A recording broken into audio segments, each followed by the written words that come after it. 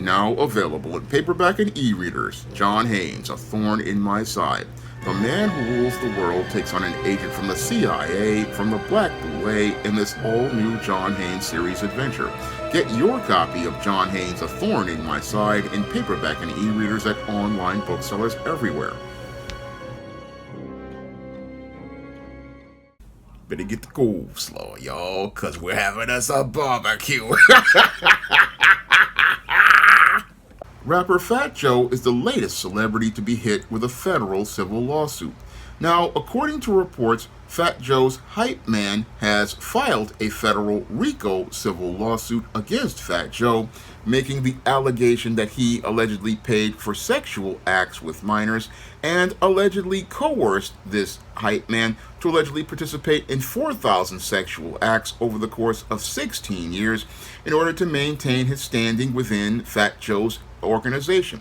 Now, this hype man, Terrence T.A. Dixon, alleges that he was allegedly witnessing Fat Joe having sexual relationships with underage girls and allegedly paid those underage girls for their clothing, provided them with cash, or paid for a cell phone bill in exchange for oral sex and other sexual acts.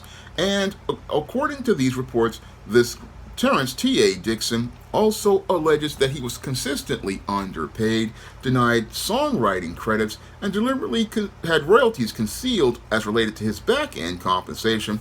And this is the reason he alleges that he is filing the civil lawsuit and spilling all of the details regarding Fat Joe's alleged relationships with these underage girls as he was out here participating in his business in the entertainment industry.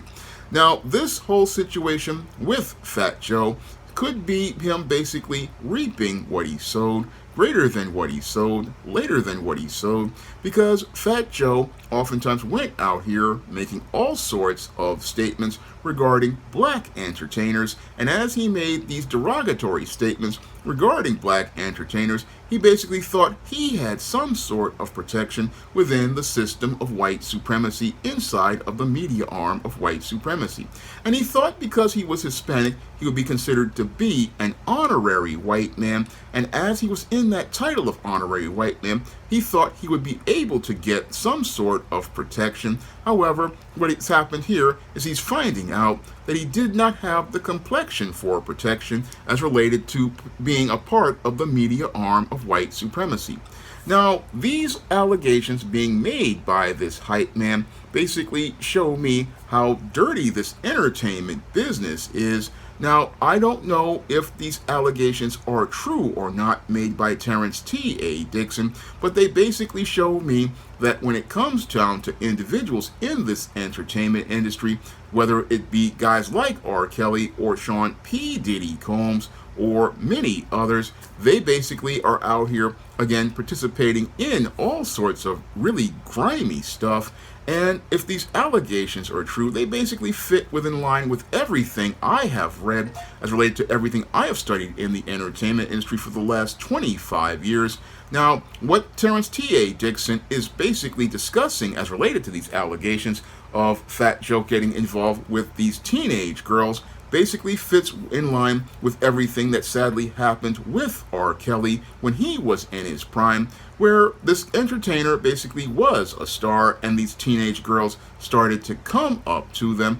And this guy basically, because he saw all of these young girls, decided to go out here and try to get with these underage girls. And basically what happened here with Fat Joe is he was out here being a trick out here, basically as these girls were looking to create a covert contract where they were on the casting couch. Basically, these girls basically were possibly groupies or chicks looking to go and become a part of the entertainment business. And as they got involved with Fat Joe, this simp turned into a trick, going out here giving cash to these girls and basically prostituting them or buying them expensive clothes or paying cell phone bills no different than the stuff that Pookie goes out here and does when he's out here in these streets. I mean, this is the stuff that Pookie goes out here and does when he wants to get with girls in the neighborhood. And Fat Joe, basically, this is what he was doing out here as he was this so-called big-time ballin' entertainer, going out here tricking out here, again, looking to pay for all of these girls to, again, get with him. And what's happening now is that possibly Terrence T.A. Dixon sees that Fat Joe is getting older, and as he sees Fat Joe getting older, he sees his star starting to fade, and as he sees his star starting to fade because of all of the anti-black statements he has made over the years, he's looking to possibly go out here and cash out on Fat Joe and hoping to get his payday on the back end, because part of this federal RICO civil lawsuit is Terrence T.A. Dixon basically saying that he was consistently underpaid, denied songwriting credits, and had his royalties concealed and his back-end compensation concealed. And what's happening here is Terrence T.A. Dixon, the hype man for Fat Joe, sees that Fat Joe is no longer a guy who's out here with fat pockets anymore. No, this big fat juicy simp basically is running out of money as related to things, and what he wants to do is go out here and cash out on dude that he had been hyping up all these years. He wants to cash out on him by going out here and getting his money on the front end as related to this federal RICO civil lawsuit, while on the back end he's going out here and taking a shot at Fat Joe by again spilling all of the tea and airing out all the dirty laundry from his skid mark jockey draws, letting everybody know about all the dirty stuff that he did. That's what's happening here with Terrence T.A. Dixon. He's basically, again, hyping up Fat Joe, and as he hypes up Fat Joe for being a big, fat, juicy simp, what he's doing is letting the world know how big of a trick he is and how greasy and grimy that trick is, because he can't go out here and deal with adult women. No, Fat Joe is so whack he can't deal with no adult women in adult relationships. No, he's out here, again, going out here tricking on these teenage girls, going out here doing all of this Pookie's type stuff, again, paying girls cash, again, buying them expensive clothes, paying for cell phone bills. This is hood stuff. This is hood stuff done by a Pookie type guy. And again, shows us all how Fat Joe, as he's grown old, ain't grown up in the least, ain't acting like no adult, man. No, he's acting like a big time overgrown teenager. Again, a teenager just going out here, again, trying to trick on these teenage girls. Again, just going out here even though he's a big time celebrity. And what's happening here is no different than what happened to Sean P. Diddy Combs and Bill Cosby. Again, what's happening here is all of this business is coming out because when it comes to the media arm of white supremacy, whenever they finish with a tool, what they want to do is break the tool so that they can believe that it will no longer ever be used as a weapon against them. And what they're doing with Fat Joe, who basically was a tool for the media arm of white supremacy, basically he provided them a way to take shots at black people in the entertainment business. This guy basically took shots at black people for years, and now basically what's happening to Fat Joe is white supremacy is making sure that he reaps what he sows, greater than what he sows, later than what he sows, because they are revoking his honorary white man badge, and as they revoke his honorary white man badge, they're basically leaving him to deal with this whole situation that shows that his hands are just as dirty as R. Kelly's, just as dirty as Sean P. Diddy Combs, just as dirty as Jeffrey Epstein, and many others. And he was basically out here doing the same grimy stuff that all those guys were doing. Meanwhile, sitting up here talking about how bad these bad black people are. And now that he basically has to deal with the plank in his own eye, we see how much of a hypocrite he is we see how much of a hypocrite he is, because he was all talking about black folks grimy and greasy, but we see that he's just as dirty as they are. And when I look at Fat Joe, it basically makes me thank God I was never part of this entertainment industry in any way, shape, or form.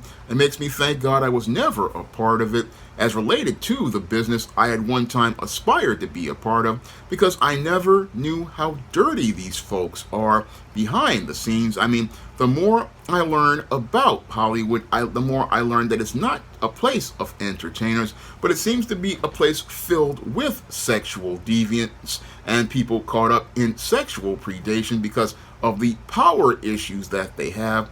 And because these people have power issues, what they look to do is go out here and look to humiliate and break people down or take advantage of people, because that's what Fat Joe was doing. Here we have a grown man who was going out here getting involved with 15 and 16-year-old girls, children at that point. Again, people who had no understanding of what they were doing. And this adult, instead of letting these girls know where the boundary was, just basically looked to take advantage of them. No different than Jeffrey Epstein. But everybody will sit there and think, oh, Fat Joe is a good guy. No, Fat Joe is showing us, again, how greasy and grimy he is. And more it's coming out as related to things, as related to this RICO lawsuit. I find it interesting that they filed a RICO lawsuit against Fat Joe, no different than they did with other black entertainers, and again, sending a message to the world about Fat Joe that they don't really see Fat Joe no different than they do any other black entertainer, because in the system of white supremacy, the privilege and benefit of being white is reserved for white people, and what they're doing is letting Fat Joe know his place in the racial pecking order of the system of white supremacy, and sending a message to everyone in that system of white supremacy that when it comes down to guys like Fat Joe, again, you're not an honorary white person. No, that privilege is reserved for white people. And again, they are white and they say so. And when you make a deal with that devil, just prepare to be burned. Because what happened to Fat Joe is he just basically got burned. He got burned in this situation because he made that deal with those devils in the entertainment industry, in the media arm of white supremacy. And now they no longer need him for media. So what they're going to do is, again, look to go out here and make him the latest casualty in this ongoing war that they're having as related to anti-black racism. They're letting him know that he's a loose end that they're tying up. They're basically tying him up right now. And again, they use the guy, Terrence T.A. Dixon, to go out here and hype up this whole narrative. Again, ironically using the hype man to basically hype up the end of Fat Joe, because Fat Joe, the studios no longer need him anymore. He's an old man. And again, this old man don't make no money for Hollywood and the entertainment business. They're basically a business of young people. And now they don't need him anymore. They're basically letting him know that his time is up. Again, this is all part of what I call the He Too movement, because this started, I believe, with Tyler Perry and the allegation made by that white actor against him. And now we've got another casualty in the He Too movement, as I call it, the He Too movement. I mean, basically, Fat Joe is dealing with these allegations because they basically don't need him anymore. But sadly, Fat Joe doesn't see the subtle politics transpiring around him, and never really did see the subtle politics transpiring around him regarding this whole entertainment business, because the entertainment business, when it comes down to minorities, is the same way it is for black people. Again, it's a part of the media arm of white supremacy, and the only thing that they provide these guys to be is, again, a tool they can use, and once the tool finishes being useful, they just get rid of the tool. And that's what's happening here with Fat Joe. This guy's bringing out all the dirt as related to all the groupies he basically got with, and all the other women he got with. And now we see Fat Joe is not some big time entertainer. No, he's a big fat juicy simp, and this big fat juicy simp is now being made into a trick who's the punchline of white supremacy's latest cruel joke.